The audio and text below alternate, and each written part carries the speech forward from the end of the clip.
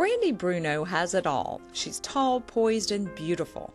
But Brandy hasn't always felt this confident about her looks. Growing up, I knew I didn't like my original nose because I would notice in pictures and stuff, I would always take pictures straight on. I would hate to get pictures taken from the side. Her profile just wasn't what she wanted because of her nose. I just decided that once I was able that I would do something to fix it. On this day, Brandy is at the offices of Atlanta Plastic Surgery seeing Dr. Fernando Burstein, the plastic surgeon who gave her the nose she always wanted. Well, Brandy was, obviously a very beautiful woman, so when you first look at her, you say, what could she possibly want to improve? But she had some very valid concerns. Now when I look in the mirror, I'm much more confident and I just feel happier with the way I look. I feel this is the nose I was born to have. Going from this to this was actually much easier than Brandy expected. I did a lot of research for a couple months, just researching the different surgeons around the Atlanta area. And I came across the Atlanta plastic surgeon's practice, and I saw Dr. Burstein that this was his specialty. In fact, Dr. Burstein has been doing rhinoplasty for decades, and he's double board certified in head and neck surgery as well as plastic surgery. His practice focuses solely on the face and neck. Rhinoplasty, just statistically, is one of the most difficult procedures done in plastic and reconstructive surgery. You have to spend a lot of time studying. You have to know the anatomy. If you do rhinoplasties, and you do a lot of rhinoplasties, then it becomes sort of second nature. Brandy was impressed with Dr. Burstein's experience and qualifications, and after meeting him, she felt even more comfortable because of his approach. You can really tell that it's a passion of his, and he really cared about what I was looking for and listened to what bothered me about my real nose and how I could improve it. My approach to rhinoplasty is very individualistic.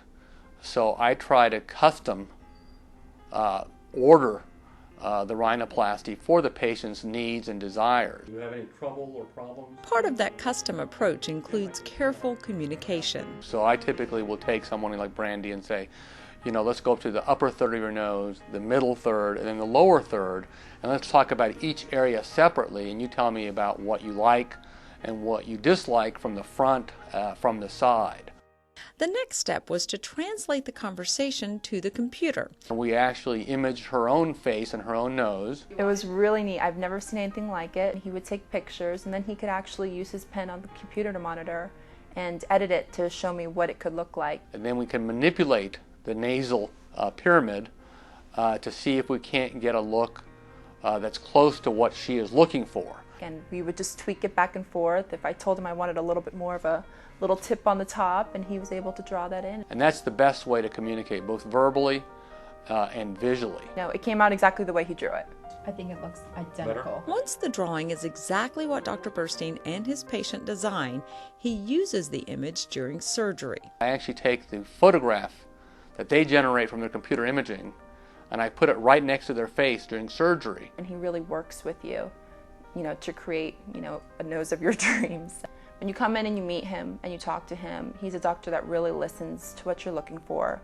You can tell you're just not another patient, you're not another number. He really cares about, what you're looking for. Dr. Burstein not only strives for perfection as he shapes the nose, he has also perfected a technique that helps his patients recover faster and easier than traditional rhinoplasties, which require gauze to pack the nose after surgery. And rather than use packing, I just use a very, very small little tiny chisel to move the nasal bones instead of a big one, so you have less bleeding, less bruising, and more stability.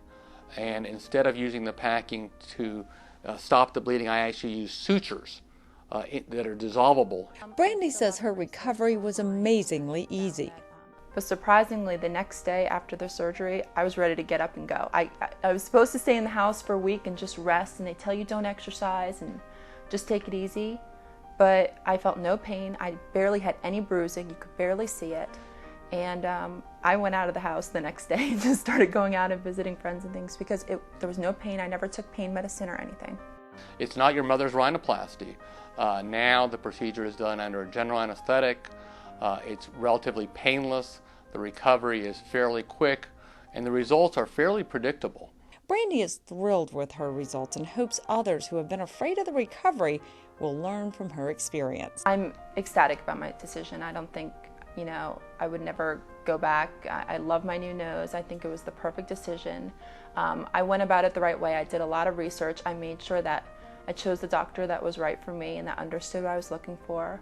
And I got the results that I wanted. You just hold your head a little bit higher. Even though other people have no idea what you've been through and the little change that I made to my nose, it just makes me feel more confident about myself. It's a lot of fun when they come in and, the outlook is better, they're smiling, they're really happy, they're dating, whatever. It can be life-changing, for an hour and a half of surgery. It's amazing that it can have that kind of an impact.